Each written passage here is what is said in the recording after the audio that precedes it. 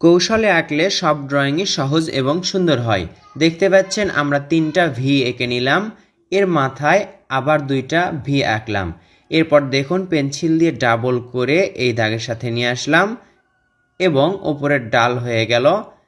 আবার 2টা ভি এঁকে দেখুন এভাবে ডাবল করে নিচের ভির সাথে লেগে দিলাম।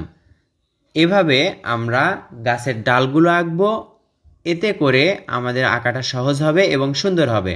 দেখতে পাচ্ছেন সুন্দর একটা গাছের শেপ হয়ে গেল। এবার আমরা কি করব, গাছের পাতাগুলো আঁকবো। গাছের পাতাগুলো আঁকা অনেক সহজ, এভাবে গোল গোল করে দিতে হয়। বন্ধুরা, এভাবে আপনি আঁকা শিখুন, ছবি আঁকাকে সহজ করে তুলুন। আশা করছি এই ভিডিওটি আপনার প্রিয় সোনামণিদেরকে দেখিয়েও তাদেরকে শেখাতে পারবেন।